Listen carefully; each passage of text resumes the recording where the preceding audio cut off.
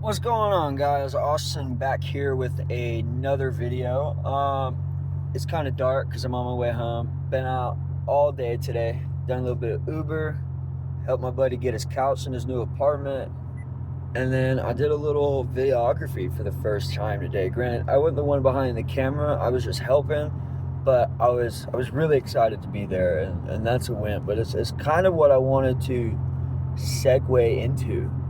I just got done eating, and while I was eating, I was kind of like looking into like YouTube and you know what it takes to monetize it and whatnot.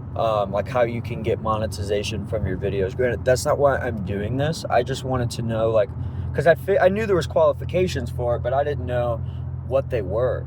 And it was like over like.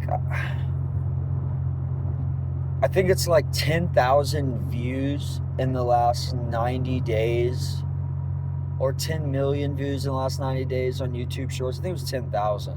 10,000 verified views, and then it's like 2,000 2,000 subscribers, and whatever. I was like, geez, that's a lot. You know what I mean? Then I really started thinking about it. I felt led to go look at the videos I posted. And it's interesting because when I was thinking about doing this and I had finally decided I was going to start making these videos, I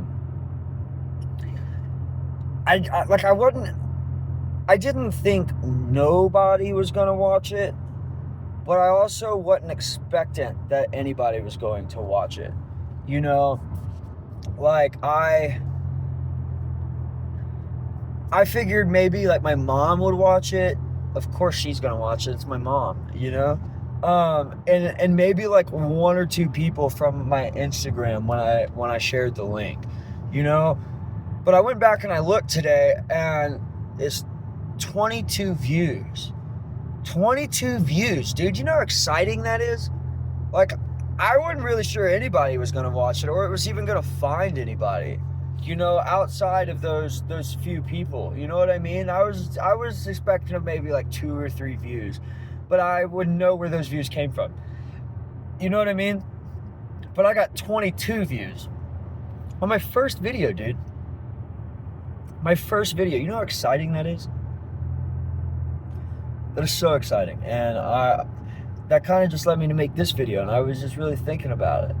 You know, like, comparison is often the killer of our own like momentum and our progress, you know, because we compare to what other people are doing, you know, and what they've got going on and what they have, never really giving consideration to how much work they've already put in and how long it's actually taken to get them to where they're at. You know, some have had easier journeys than others, you know what I mean? But just because your journey is harder doesn't make you any less valuable or any less capable, you know? And just over the last few years, I've kind of just been learning the value of taking the small wins in life. You know what I mean? And it doesn't matter where you're at or who you are. There's nobody that can tell you how to live your life on this planet, because ultimately, like, we get our identity from the Lord, and it's the Lord's will that we submit to, you know. And ultimately we should, as Christians and as children of God, should want to fulfill the calling he has on our life and nothing else, you know. And I think the story of King David comes to mind, you know what I mean? And you know, when that, I don't remember the man's name, the holy man, but when he came into King David's town to anoint the next king, right? You know, King David's entire family looked over him, you know, and the holy man was like, nah, bro, there's one more. I get him out here now. And his family and his dad's like, oh, okay, you know. So out comes scrawny little David, the shepherd boy, you know what I mean? And just makes the most badass entry of all time, dude. You know, he grabs his sling and picks up 5 stones. Not because he thought he was going to miss and needed 5 shots. He was so confident that the Lord was going to deliver Goliath into his hands, that he picked up 4 more stones for his 4 brothers. He was prepared to take out his 4 brothers too, which is insane. But he was anointed as king 10 years before he became king. His friend and his king tried to kill him. You know what I mean? And it's like, by the world's standards, bro is just losing like the entire time. You know what I mean? And I'm sure there were people thinking he was a madman, you know, and that he should just quit or give up. And I'm sure he felt, I mean, look at the Psalms, you know, he cried out to the Lord constantly, you know, and prayed for deliverance from his enemies. You know what I mean? And rejoiced in that deliverance and rejoiced in God. And it's like every day, man, to sustain that, you know, you have to sit there and take the small victories in life. You know, if you are suffering from major depression and anxiety, a win for you could look like just being able to get out of your bed today and put some clothes on. You know what I mean?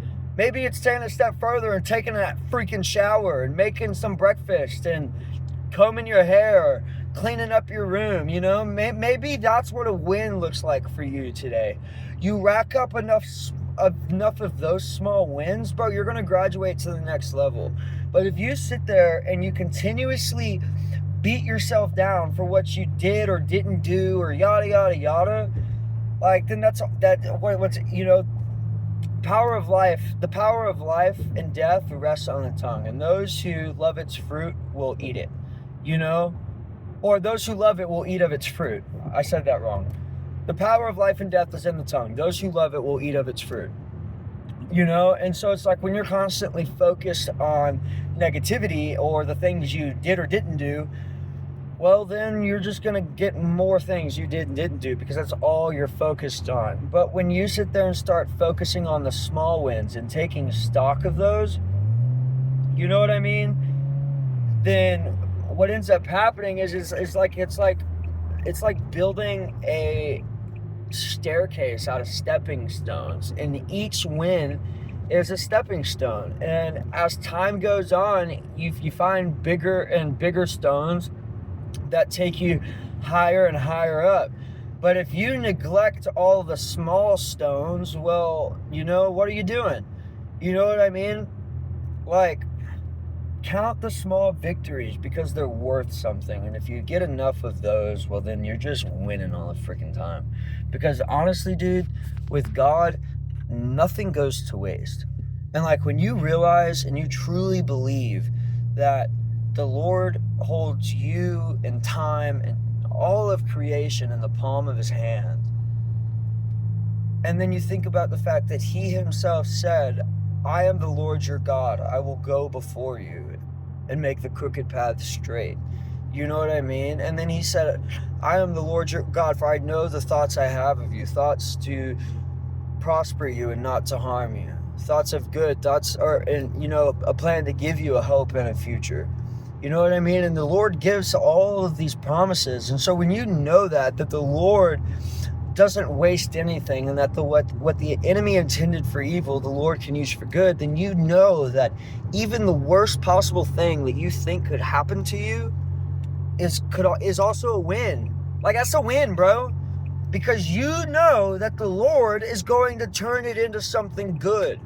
Whether it's to strengthen you or whether he brings about blessing. You know, for new life to begin, old life must first die. You know, and so, like, sorry for my language, forgive me, Lord, things have got to die. You know, things have got to die for new life to begin. You know what I mean? And so that's why it's important to take those small wins, because then everything's just dying and nothing new is beginning, you know, because you're just killing it all as soon as it sprouts. But even the worst things to happen to you, the Lord can make something beautiful out of it. He made David king, you know, and there's just so many stories in the Bible, so many they're not even coming to mind at the moment, but just, I know that God can do exceedingly and abundantly more than we could ever hope or dream of. I believe that with every fiber in my being, you know, and I wanted to talk about that, you know. So I guess the message of this video is to count the small wins, recognize the losses, take stock and inventory of what you did, why you did it, how you did it, and have an honest conversation with yourself, and be honest with yourself, okay? Because nobody's going to do it for you. Be honest with yourself. Take accountability rather than offense, and figure out what you can do better. Don't beat yourself up over it. Take stock and inventory of what you did and what you can do better to improve the next go around, and do that. And if you don't quite get it right, well, that's fine. Practice makes perfect, you know? But if you just beat yourself up over it instead of taking stock and inventory, counting your small wins, and then sorting out what you can do better next time, well, then life just sucks. Been there, done that, dude. So take my word for it. Count the small wins and enjoy life. Life is not meant to be stressing out about bills and some stupid crap somebody said to you because their pennies all are up in a bunch. You know what happens when you get your panties all up in a bunch because someone else got their panties all up in a bunch? Everybody just got a wedgie. You know what I mean? It's like an eye for an eye, a tooth for a tooth. Well, then, if it's an eye for an eye, you end up with the whole world blind and a whole world full of toothless people. You know what I mean? Like, the dentistry business is going to be booming if it's a tooth for a tooth. That's for sure. We'd all have dentures. You know what I mean? But it's like, so just take the small wins, man. Take stock and inventory. Figure out what you can do better next time. Figure out what you did right this time and improve on that. And just keep improving, because there's always room to grow. And when you recognize that, any step of growth that you take is a win. Whether you're moving a centimeter, a mile, or 1,000 miles, movement or progress is progress.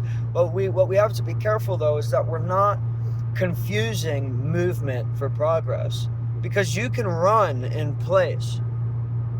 You know what I mean? You're running, but you're running in place.